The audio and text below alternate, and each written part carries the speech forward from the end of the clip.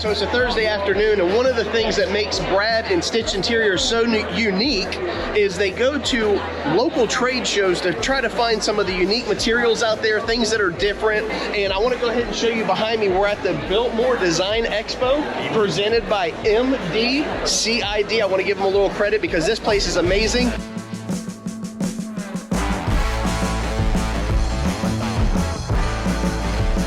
Now this is actually a pull handle that you put on a drawer, but it's so unique it looks like a guitar adjustment, and it's just something that we might want to incorporate into a car, and that's one of the reasons we're here, to see things that normally aren't in our industry.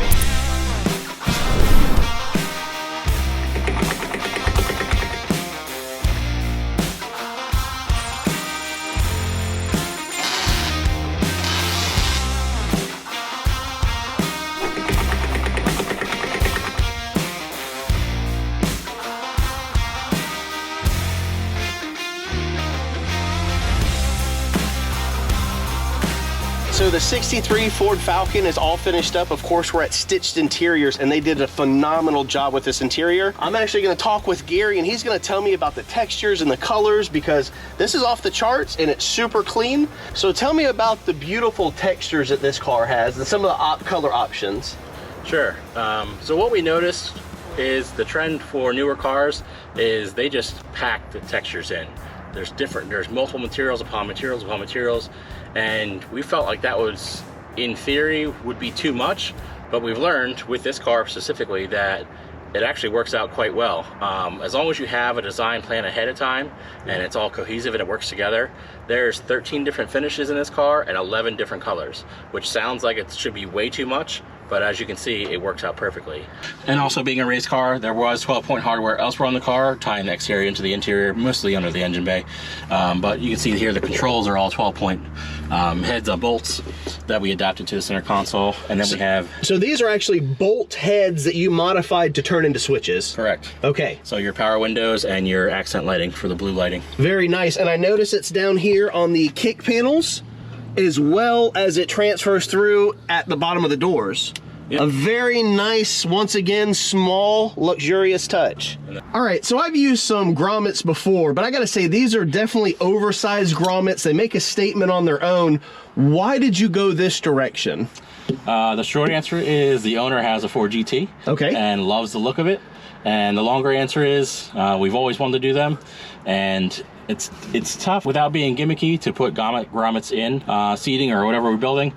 This just begged for it, so we adapted it for this car. And I think it fits very well. It has a great representation of the other Ford GT. It's got a nice overall flow and look, and it fits the car well. And I like the fact that it's porous. It gave you the ability to put the lights behind it. You were able to put the headliner in, which I gave you a hand on that, so that's kind of cool because it had the roll cage in there. It was not easy. No. You had to fit it and tuck and pull, but the porous aspect of it with the light shining through, that really, once again, put that detail in there that you guys are going after. Right. And I love this build. It's a clean build from top to bottom. We're gonna show you a little bit of the design process because I have some of that, wrap it up the car, and we're out of here. I figure we'll come back in. Now that these are mounted, we can come back in. I got this drill. We can figure out what we're doing with that. We'll just radius that on the outside too so it doesn't poke. Yeah, but no, I don't think. That's why I want to do them in aluminum. Yeah.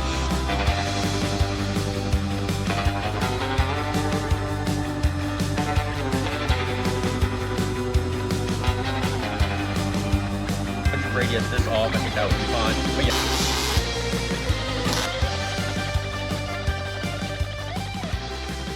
As you can see, this is a very unique car, and he wanted it very clean and supple on the inside. So there's no dome light actual fixture, but you can hit a switch, the lights will turn on, and it gives a great outcast of illuminant in the car. So that's gonna be a great little design feature. And the headliner here is gonna have some racing stripes, LEDs in it, and not only that, but they're gonna have like a Knight Rider flash where they come on and flash back and forth and then stay on, and once again, you're only gonna know it's there if he wants you to.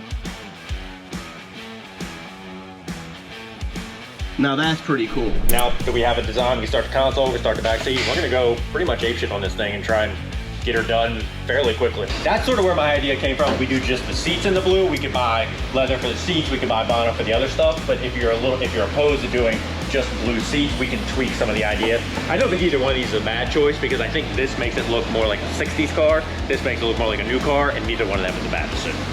It's one of those things where, yeah, you don't notice until you're looking at it and you're like, oh, that definitely helps. Yeah. But you can see, like, yeah, with the pads and stuff. So I think what we're gonna do is we're gonna kind of play with these two, and maybe I'll have them do a rendering of like an all blue, but maybe a little more of like a muted blue. And then we'll run that by you and see where you want to go with that. Okay. If you guys see this, I was kind of trying to visualize this interior based on how you look at it. So if you're standing like back and low, I want it to look like a 63 Falcon. If you're standing back and over top of it, I want it to look like a brand new Falcon. So you start pulling the trunk, not that that exists, but you start pulling the trunk in, you start pulling some of these details in. But then if you're looking at it from this angle, it basically looks like a Ford GT.